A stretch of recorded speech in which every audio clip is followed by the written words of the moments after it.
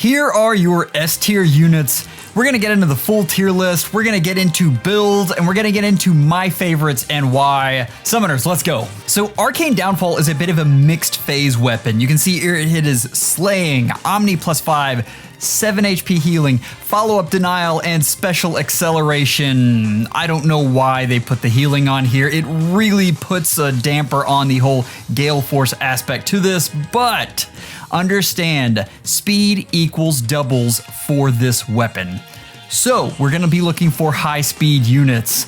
I wanna know from you guys though, who are you giving this weapon to? Leave it in the comments. Quick review. Arcane weapons do not allow any sort of preference skills. That means this is all stat checks. Every bit of this is a stat check. So that means that infantry has the highest average speed and the most range of speeds, as well as the most skills that you can equip on them. That means that they are going to be fairly good with this weapon. Armors have the good skills, but you're looking here at the speeds, and we have such a drop off. From number 1 to number 7 is 17 points. That's huge. So it's going to be interesting. We will look at builds for those. Just know that the drop-off exists. When we look at flyers, because we have fewer skills, obviously this is going to be less optimal. The other thing is, both of these, the Cavs and the Flyers, have less BST. So there are fewer skills to work with, fewer stats to work with. Looking at the Flyers, you can see that there is still a huge stat difference between number 1 and number 7 here. That's 11 points. It's not as bad as the Armors, but it's still something. The Cavs are a bit more flat, so the first Cav versus the 6th Cav here is going to work about the same. Understand that as you go into that, when you try to mix and match your units and use your favorites in some of these builds that I'm looking at.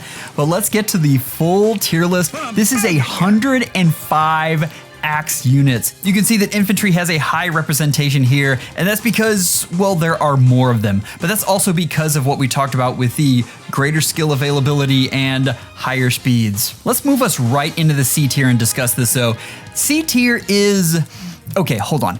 If one of these units is your favorite, go build them. Like, who cares about a tier list? If they're your favorite, you can make them work, you can make them good. But understand, these are units with lower speed, and so it's going to be more difficult to get them up and running. This also includes units with preference weapons that I consider still pretty good. I mean, it even includes Ocean, who just has DC, but I still consider that very valuable, and it's something that you can use him to create some different things. Whereas the units in the upper echelons of this tier list, they've either got only inheritables or their preference weapons were just bad. Now, keep in mind, poor speed can be accommodated for if we get something like Quick Riposte 4. Be on the lookout for that. That changes this weapon dramatically and opens up a lot more doors for enemy phase builds. If you're also looking at the armors and why I'm a little more down on them, Vengeful Fighter versus Hardy, just it doesn't compare. The survivability that Hardy Fighter gives versus any other fighter skill is tremendous. So I'm always going to be looking for ways to use that and incorporate that on my melee armors. Remember, if you don't have speed with this weapon right now, you don't double.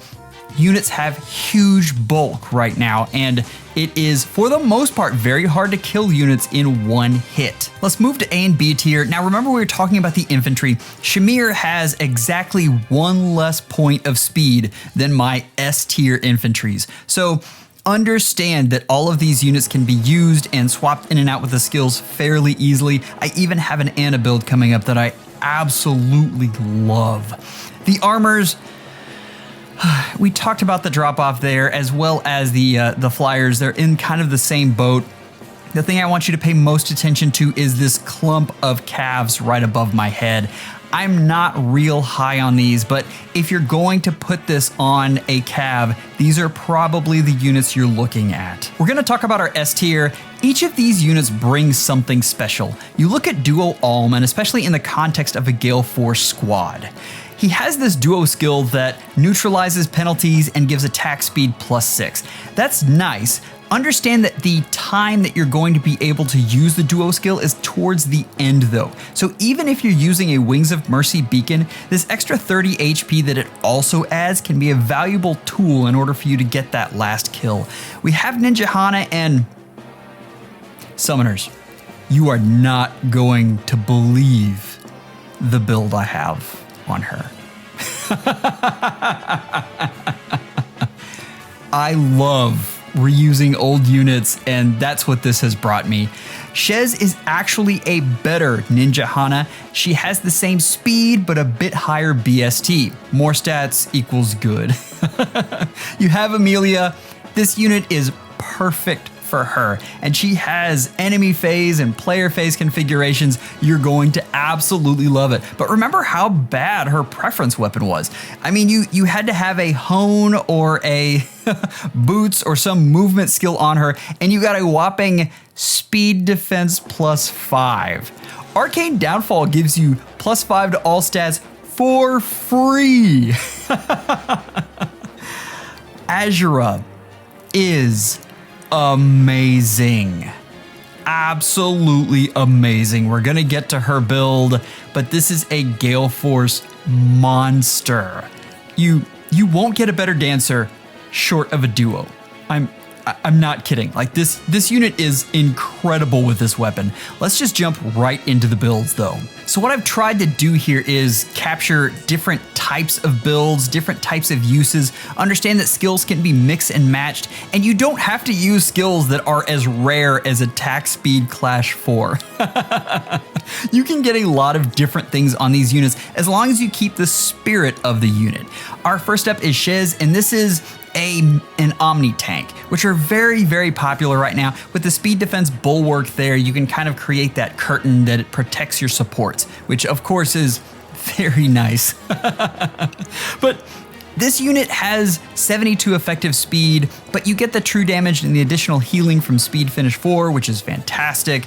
Times Pulse means that you get godlike reflexes as long as you're paired with someone like Asker. Keep that in mind. And then null follow-up is just good. I'll be honest here, I went back and forth on even including null follow-up. I probably prefer the attack speed form, but I needed to show you guys kind of a range of different things you could use. Duo Alm is interesting. Keep in mind you can do this build with just about any of these infantry units. What I want to really hone in on though is this duo skill, and understand this can really put you over the top, and that's why this unit is special. It's why I've put him up here. 70 effective speed is nice. This unit has a high reliability though of coming in and being able to take out 2 additional units. It's nice, and I think this is a good way to finally get use out of this unit for the very few of you that still actually summon for one of these. I remember I used to see +10s everywhere, and he is just gone. So this is a chance to revamp and actually get this unit out of the closet. Now, Hana. I know how expensive this is, I know, but you gotta understand, this unit takes on Brave Seliph and demolishes him. How many of you have this unit in your barracks? How many of you have this unit sitting around doing nothing because the days when she was viable in arena are long past? This unit wrecks stuff. This is phenomenal. All right.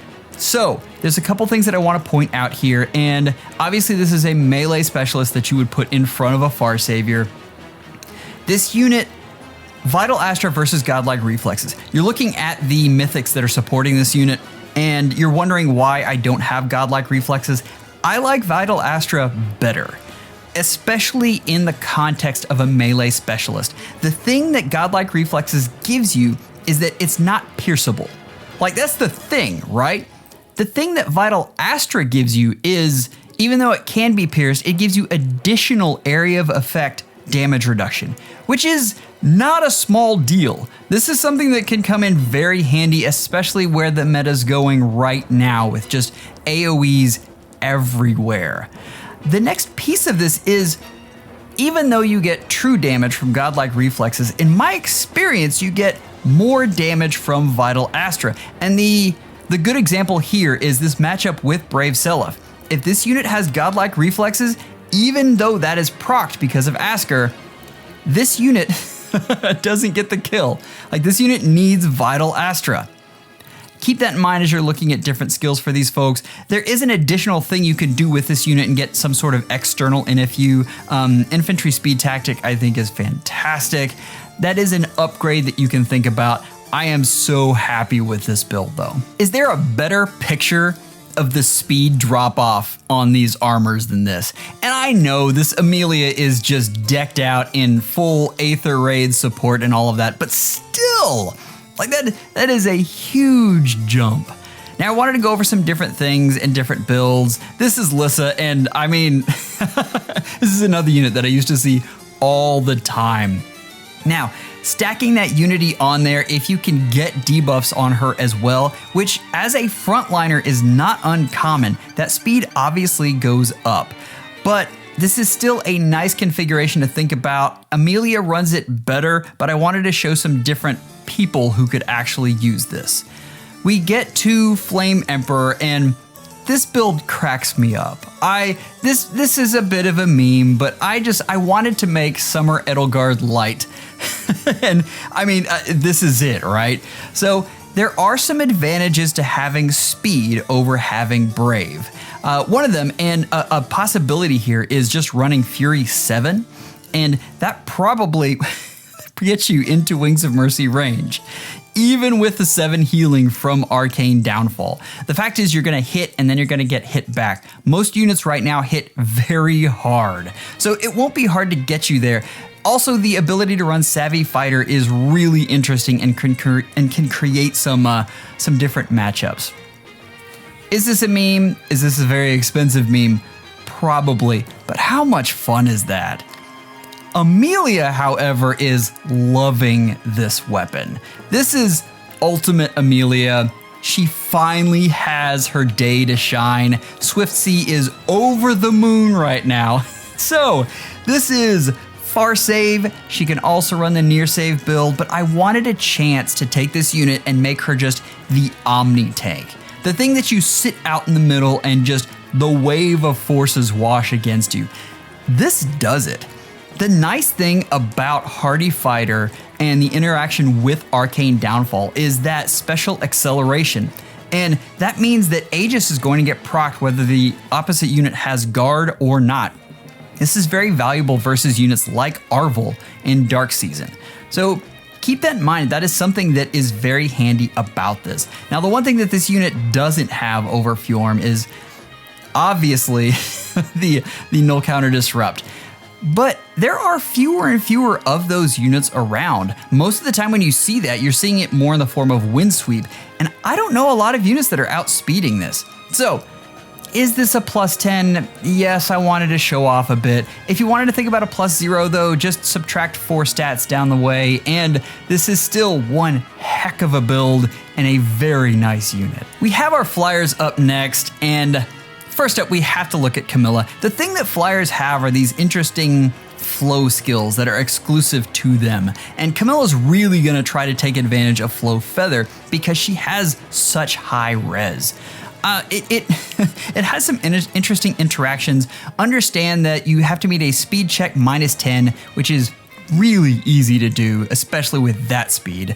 Then you deal damage equals 70% of the difference in your res, and your reduced damage equals 70% of the difference in the res between you and the opponent. Now, there isn't a limit on that, which is which is interesting. You can really stack up some nice things there. This unit, for instance, has around 60 approximate res. If you think about nukes, you're going to get a higher range of damage and reduction. Obviously, for melee tanks, I mean, if you're thinking of near saviors, this unit is probably not going to be taking them on. Jill is a lot of the same thing, but you're trying to stack defense because Flow Flight, instead of the res check, is going to have the defense check. This is a fun unit, and if you have Jill, if you like this unit, then I mean, this is a great way to go. The nice thing about Camilla, of course, is that she's in the 3 to 4 star pool, so it's easy to get her merged up. Lastly, this Minerva build is a lot like the Duo Alm build. The problem, obviously, is this unit doesn't have the Duo skill to back it up. She does have more speed. That 89 speed is a ton because you can get the merges and the flowers on this unit, and Yeah, you can really stack some stuff up. Keep in mind, something I haven't really discussed is this joint drive speed that can be flopped out with different things, but it's nice to be able to have that joint drive on these type of units and be able to buff up your GALEFORCE team. The last thing I want to talk about here is refines, because we've got 2 units here that are going to get refines in Jill and Minerva. If you're asking me if I consider them in these tier lists, I do not. Just flat out don't.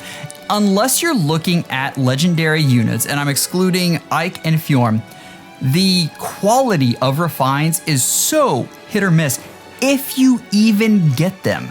They seem to pick sometimes it seems random who they pick, who gets refines and who doesn't. And I'm talking about Ophelia and Surtur, who really shouldn't have an issue. I understand Reinhardt to an extent, but understand that there's no guarantee that they're gonna be good. This skill is something fun. Like, this is not meant to be a serious competitive inheritable in most cases, and we're gonna get to ones that are a little bit different very soon. But next up, I wanna talk about Axe Cavs. I tried so hard. Cavalry they don't have a whole lot of B skills to work with, and that's really where you get the most configurability in your units. We've got Chris up here. We only get to 73 speed, which if you look at the other units is definitely not as high. You have some interesting things here with some extra healing. You get to pulse down the enemy, possibly grab some kills. I placed this unit on ARD because it seemed like maybe a place you could put him.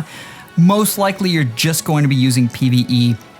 Now, we get to Zealot, and this is kind of interesting, and I had fun making this build. So instead of looking at speed, I ditched that altogether and just looked at attack and got him an auto follow-up with Naga support.